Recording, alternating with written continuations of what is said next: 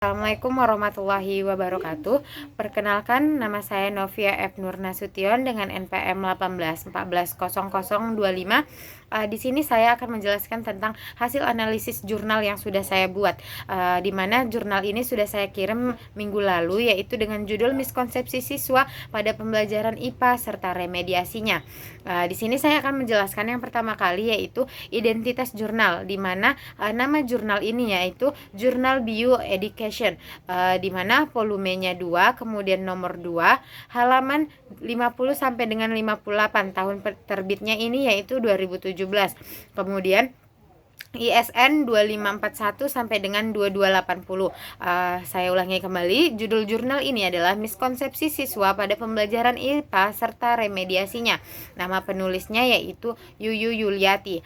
Setelah saya menganalisis dari identitas jurnal, maka selanjutnya yaitu saya akan menganalisis abstrak jurnal, di mana abstrak jurnal ini terdiri dari satu paragraf, kemudian halamannya ada setengah halaman, ukuran spasi 1,0, uraian abstrak disajikan dalam bahasa Indonesia saja.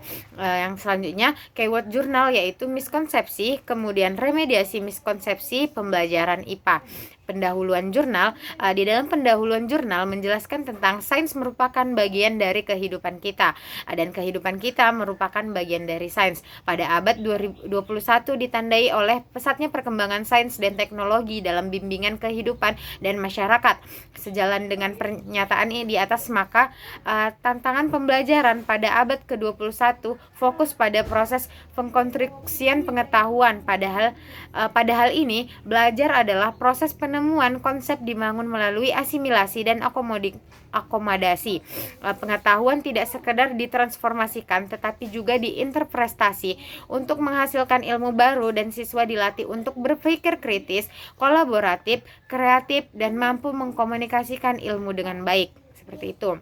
Selanjutnya, tujuan penelitian ini yaitu menunjukkan apa itu miskonsepsi dan faktor penyebab terjadinya miskonsepsi. Yang kedua, mengetahui bagaimana remediasi dari miskonsepsi. Selanjutnya, saya akan menjelaskan hasil analisis di bagian metode penelitian.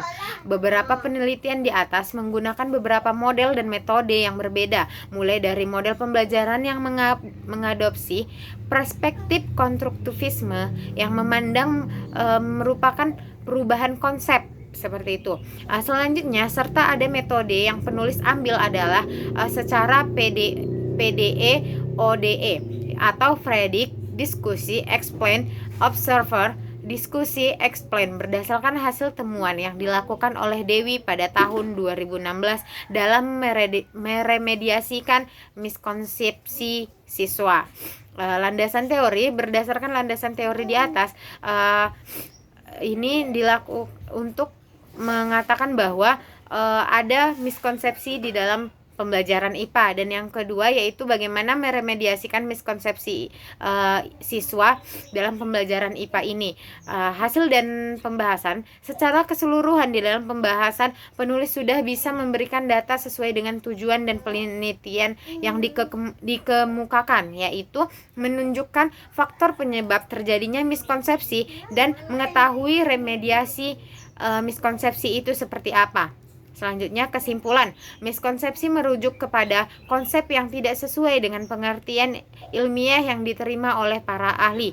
Ada begitu banyak hal yang menjadi faktor penyebab terjadinya miskonsepsi yang dialami oleh siswa, diantaranya adalah pengetahuan awal atau prakonsepsi yang dimiliki oleh siswa, guru sendiri, atau pembelajaran yang dilakukan oleh guru. Permasalahan ini tidaklah mudah untuk diselesaikan karena mengubah mindset atau mengubah konsep awal seseorang.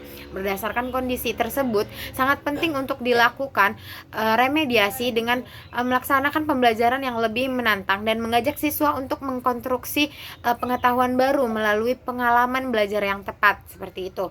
Selanjutnya, mengenai tentang kelebihan dan kekurangan kekurangan dari jurnal ini.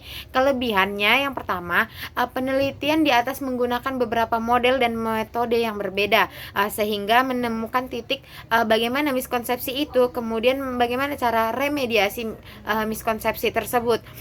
Yang selanjutnya, kekurangan dari jurnal ini yaitu di bagian abstrak tidak menggunakan bahasa Inggris, namun hanya menggunakan bahasa Indonesia saja, sehingga seharusnya jurnal ini bisa masuk untuk jurnal keseluruhan atau internasional, karena ada bahasa Inggrisnya seharusnya, namun di dalam jurnal ini hanya ada bahasa Indonesia saja, seperti itu.